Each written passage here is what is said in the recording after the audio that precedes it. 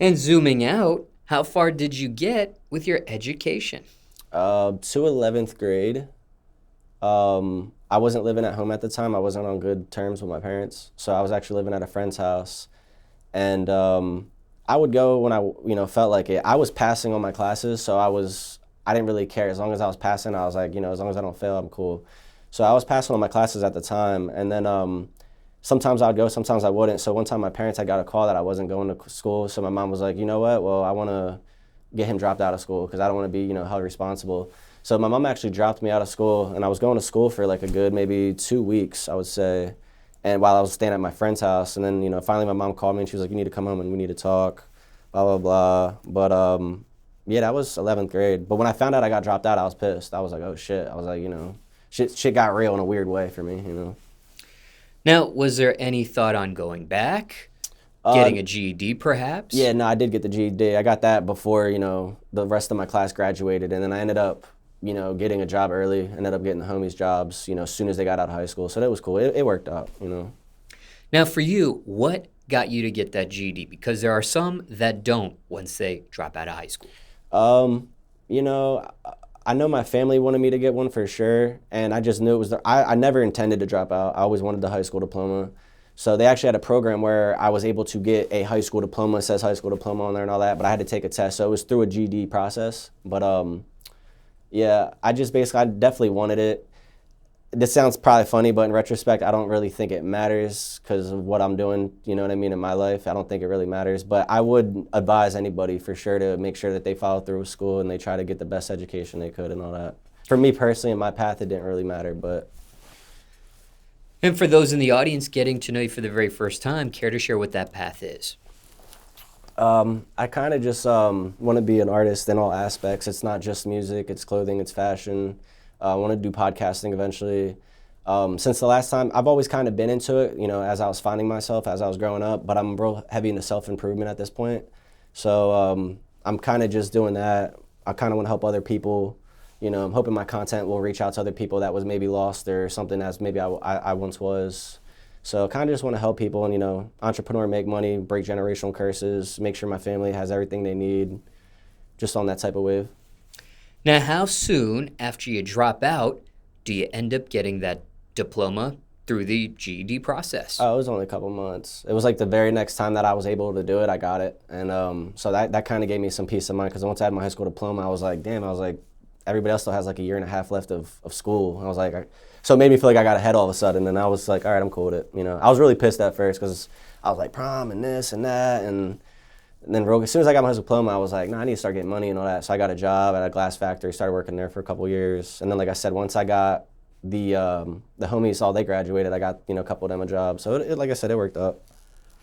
And was that process of obtaining that diploma easy or hard? Yeah, it was first try. It was a lot of, it seemed like common sense, a lot of it. Maybe for the history, you had to read like a passage or something and figure it out. It really,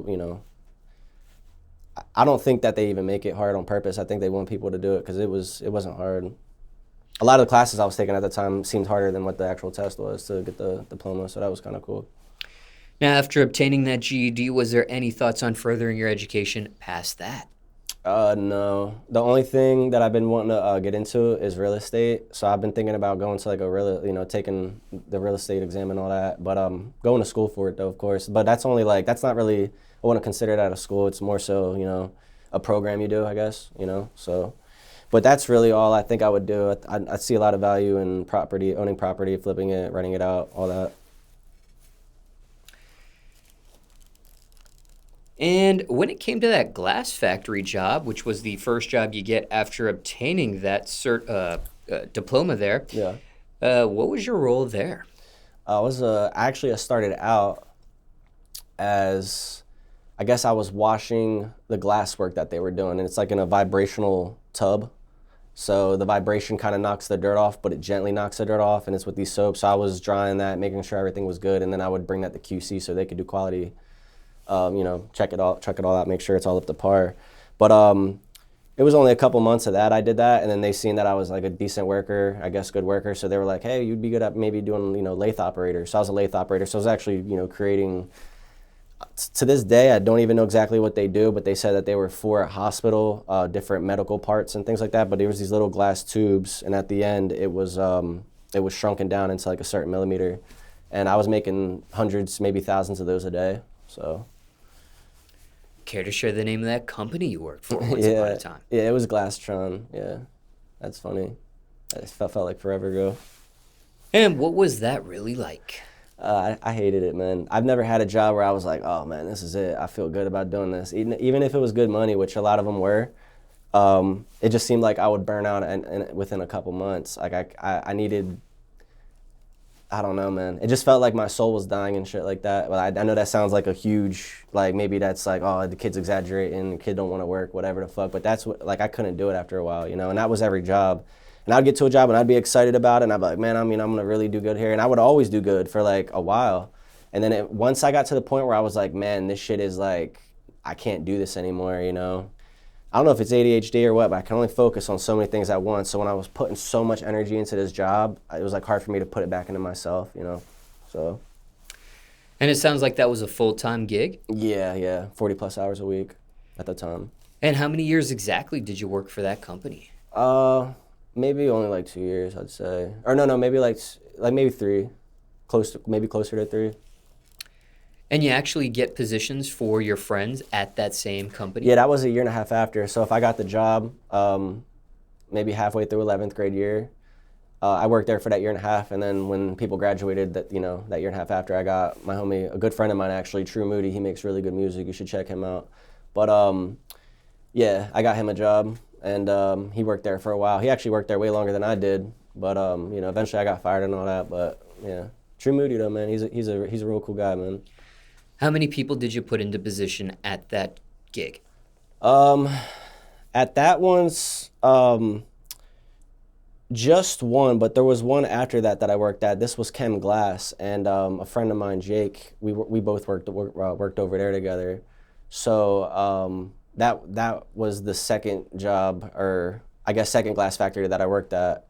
There was another one too, but I can't remember the name for some reason because I worked there for only a couple months. It was real bad, like conditions. It was just weird. It wasn't what I was used to, so I was like, yeah, I'm not doing this. But there was another one too.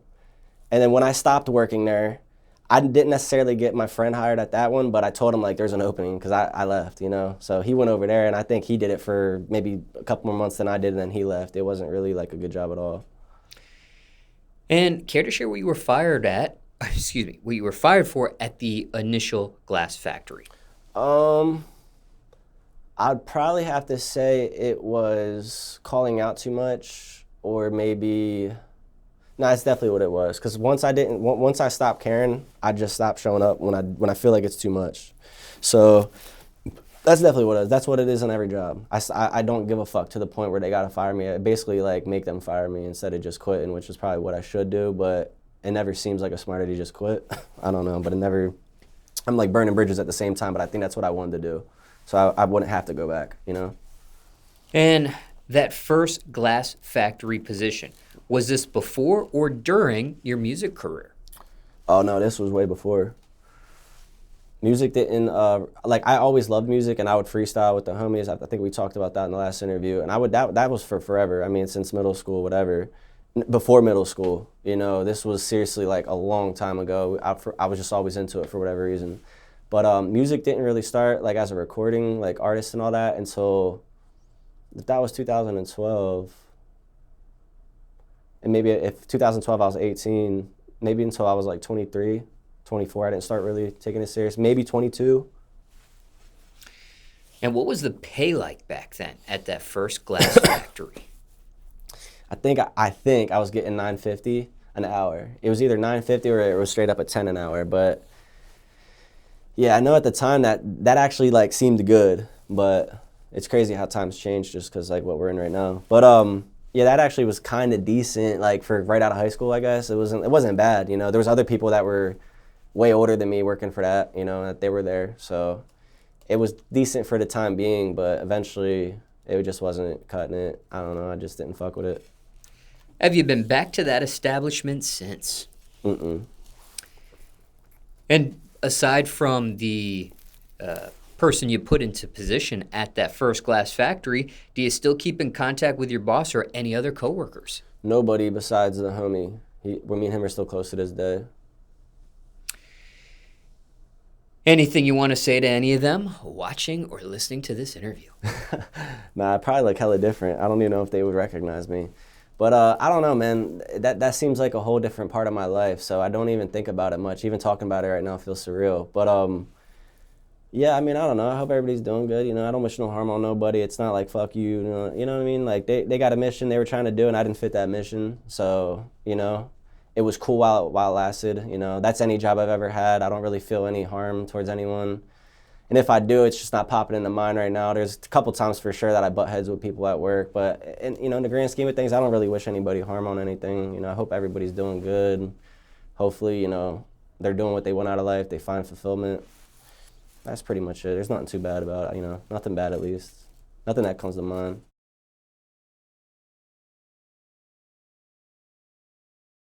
Now, speaking of looks, there's a mirror beside you if you need it. Yeah. But how many face tattoos do you have at this point?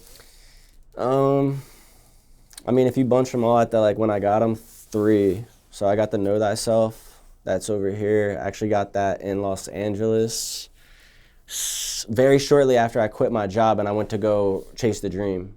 So I told myself like, nah, I gotta make 20,000 off music or something like first. I gotta try to make some type of money off music before I get any face tats, because like I don't want to, you know what I mean? And then one day, man, I was at, you know, some venues and I don't know, it all filled my head up, but it worked out though. So I don't know, I was just like, nah, fuck this. Like if I want it, I need to burn the bridge. So I got Know Thyself tatted on my face for me to know myself, because if you know who you are at your core, you can eliminate all suffering in your life and you have more empowerment.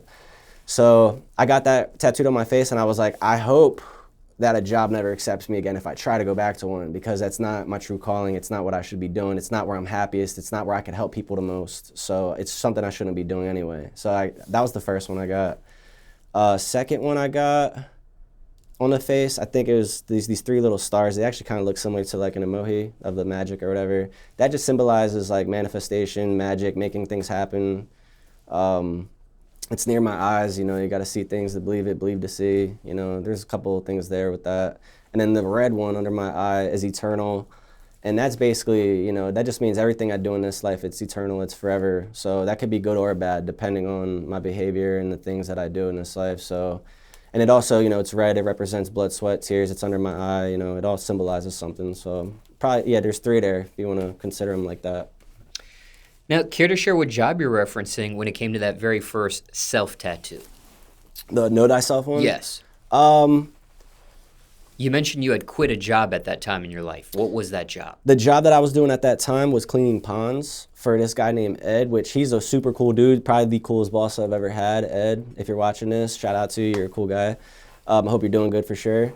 Definitely favorite boss I've ever had, but I was cleaning ponds and all that, and you know, it wasn't a bad job. It's just not something I wanted to do. It was another one of those jobs where when I first started doing it, I was hype. I had a cool boss, so I was like, yo, this is it, like, you know. And then I you know, I already had the idea too. Let me actually say this. My one friend had moved to California, but he was living with his grandparents, so he kind of had shit situated and all that. So he was gonna go, and I was gonna go with him and stay at his grandparents' house for a little bit. And this was probably in like April, I'd say. So this guy that I know, Ed, he was like, yo, man, I need you this summer, though, for, you know, to clean ponds and shit. And he's like, why don't you stack up your money and then go? And I was like, oh, that sounds like a good idea. So he actually got me to stay for that summer. So I was already ready to go to California. I really wanted to go, but I stayed, and I kind of got burnt out from that. I was like, man, I should be, it was like June, and I'm like, fuck, I should be in Cali right now. And I'm over here fucking cleaning ponds, you know. So it just, I got kind of, you know, I just didn't have good behavior, you know, for that at that point. So I stopped working for him and I actually worked for his buddy for maybe the last like 2 or 3 months that I was there for a landscape company, kind of doing similar things. But the job that I was really referring to, like the one that I would say quit, would I guess would be the pond one and the landscape one. There was a lot of times I didn't show up for that either. I was just trying to save up some money, and I honestly didn't save up a lot when I finally went to California. So. Now, what made Ed such a cool boss? He was just he's a cool guy, man. Like me and him would have been really good. I mean, we were good friends at the time, and but me and him would have been really good friends, like if we were the same age growing up, like he would have been probably like a good friend, like, you know, music taste. He lets you smoke, you know what I mean? As long as you got the job done and it was up to par and, you know, you did it smartly and you weren't all up into like a customer's face with shit, he let you smoke, you know, if you were in the truck. He was real lenient with, you know, oh, you need time off today? Cool, you're good, you know what I mean? He was a real understanding guy, was just trying to make a way, you know what I mean? And if he could help other people make a way through his way, then, you know, that's all he was about. So he's a cool guy. Actually, once again, I've gotten a lot of friends' jobs because I've worked a lot of different spots. So I got people currently working for him right now that they've been working there since I've quit. So it all works out, you know. When's the last time you spoke to Ed? It's been years. Maybe I'll hit him up soon. Now that we're sitting here talking about him, something I haven't really thought about, you know, in a while. But I hope like I said, I hope he's doing good. Definitely, maybe next time I'm in Jersey, because that's where I'm, you know, originally from. Maybe next time I'm in Jersey, I'll just pop up over there, and I'm sure he'd get a kick out of that. Because last time he seen me, I don't think I had face tattoos and all this crazy shit. Now, do you remember what age this was in your life when you made that decision for your very first face tattoo? It was probably 24. That's what I want to say. I'm not 1,000% sure, but I think it was 24. What was your parents' reaction to your first face tat? Oh, yeah, that was pretty wild. I mean, it wasn't nothing too crazy, you feel me? Because my parents kind of, I think, just accepted shit after a while. They knew I was going to be, like, however I was going to be, you know? So they really tried to control that as I was a teenager, but once I was an adult and I wasn't living with them anymore, it was completely, like, they were just like, Brandon's going to be, you know, a little crazy. So, fuck it, you know what I mean? I don't know. They just accepted it. I guess it didn't surprise them too much.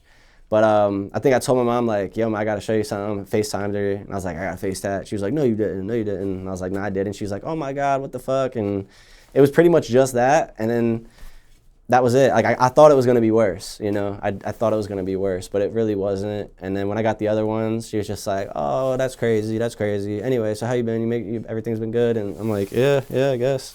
So I thought it was going to be more of a crazy reaction, but it wasn't, you know. How soon after you got that first face tat before you FaceTime your mom? Honestly, bro, I do not remember, but I'm sure it was within a couple days. Because at that time, I was living in Cali. She was living in Myrtle, or where, I don't know, maybe Jersey. I'm not sure exactly. But she was living somewhere on the East Coast. And then, yeah, so we talked at least maybe like twice a week or some shit at that time. I'm not sure. Maybe sometimes more. Time's flying, man. It's kind of hard to keep up with some of these things. Now, did she have any inclination you would ever get a face tattoo, or she had no knowledge prior you were going to do that? It's hard to say. Like, were you? Because I started getting tattoos prior to that, so I think maybe I said something to her about it. I'm not really sure, to be honest with her. I don't know, man. I don't know. I said maybe one day I'm gonna get face tattoos. Maybe I said that to her, like, hypothetically, or just like, yeah, one day I'm gonna get face tattoos. I'm just waiting. And she's like, no, don't do that. And then I don't think I was like, hey, I'm about to go get one. You know, it definitely wasn't like that. And then this was kind of, I wouldn't say sporadic, but when I got it, I didn't really plan on it. And then I kind of just said, nah, like, yeah, it's time. Like, it just felt like it was, so I got it. Same tattoo artist for all your facial tats? Nah, man. So this one, it was a random guy, actually really nice guy. I don't know his name. I couldn't tell you much about him. But that was out in Hollywood, this one. And after this party that I went to, it was like a death wish. It was like a skateboard party type shit. But this dude Killy performed, which I think you know who that is. I'm not 100% sure. But it was cool. It was a cool little vibe. So this was out in Hollywood that night. And then the stars was by this chick named Kat, I think Catalina, which was out in Anaheim. Not Anaheim, I'm sorry, shit. What am I thinking of? The Valley, like Reseda area, like out in Reseda type shit. So she did those. She actually did a couple on me. She's a cool girl. I haven't talked to her in a while, but I hope she's doing good. And then the Eternal, some random chick out in Palm Springs Desert, I believe. Yeah. No, it wasn't a chick who did the one in Palm Springs. It was a dude out in Palm Springs, and he fucking crushed my eye. I thought he was like fucking with me low-key, because I was like, there's no way this guy needs his knuckle that deep in my eye. Like, it was fucking painful. And like, I can take pain, but that was different. And I was like halfway through, I'm like, yo, bro, are you sure you gotta have your and he's, I'm sorry, I'm just trying to make it the best. I'm like, I appreciate that, but like, are you sure you needed that deep in my eye? Like, it was crazy. It really was. And why use different artists for the different tattoos on your face? Why not just stick with one person for all of them? I bounce around a lot. At least I did. I still do. I still do for sure. But I bounce around a lot, so it's just like cool little memories, I guess, you know? Like, it's like, oh, when did I get that one? Oh, that was around this time. It's like chapters to a book, I guess, to me at least, you know? So. Have you met a tattoo artist that wouldn't tat your face? That wouldn't tat my face. I've had more friends get denied than I have. I'm trying to remember if I have or not. I don't think I ever have. I think I might have had one be like, I won't do it, but they will. You know what I mean? I think that's what it was. It wasn't really a deny, but they weren't that comfortable with doing it. That's exactly what it was. They were like, I won't do it personally, but that person will. So they just led me to their coworker. Now, were any of your face tats painful? Tattoos don't hurt that bad for me, but like I said, that red one, it wasn't the tattoo that hurt. Actually, the one that hurt the most, if I'm being honest, is probably this BGG on my, I don't know why. I don't know if it was just her hand was heavy, but that fucking killed for some reason. But the only one that kind of hurt really, really bad was the red one, but it wasn't the needle. It was this dude's knuckle in my eye. When he even pulled his knuckle out of my eye, I couldn't even see right. It was so watery, and it wouldn't stop watering, and I literally thought my eye was permanently fucked up. I actually remember getting scared, thinking, like, this dude might have hit a nerve or some shit. But nah, it was just fucked up from all the pressure he had in it. Now, scale of 1 to 10, 1 being a little pain, 10 being a lot of pain, where would you put the pain level on face tattoos? And not the knuckle part, but just the actual needle and things of that nature.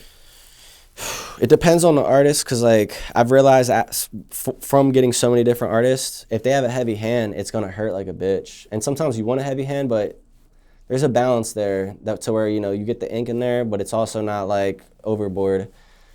I don't know, man.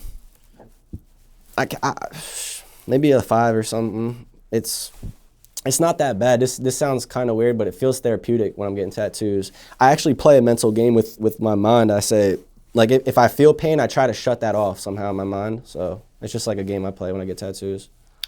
And even out of 5, for those in the audience who never had a tattoo yet, can you give an example of what that pain level is like on the face? Like what it feels like? Yes. Are you able to give a comparison or? Once again, depending on what's getting done and the artist, sometimes it could feel like they're cutting you, I guess. It could feel like that for sure, depending on what they're doing. Sometimes it just feels like maybe, like, I want to say sandpaper. It feels like a burn cut, though. I guess that's the best way, but that even sounds more painful than what it feels like.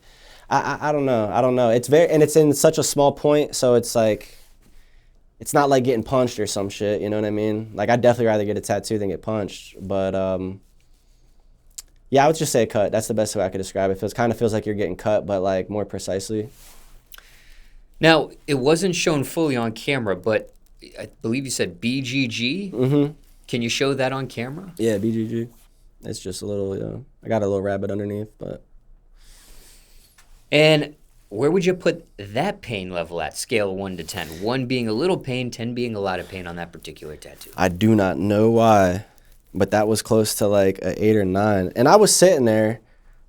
The same girl who did that, she did the BGG, she did the bunny rabbit. So the bunny in that was similar. And then she did a pot leaf on my ribs, which it's completely shaded in.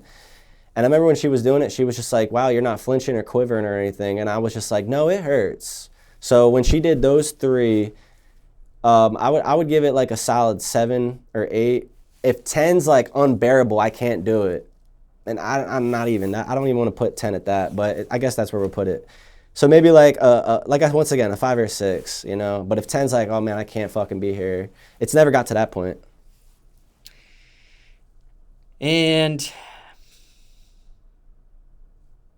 were you under the influence of any drugs during the face tattoos or the one with the BGG? I think for the first face tattoo, I might have drank a little bit. It wasn't like drunk or anything, but I definitely had like maybe 2 drinks at the party. Was definitely smoked, but I smoke a lot, like kind of very continuously. So that's not really, it doesn't, you know, influence any decisions, I would say, or anything like that.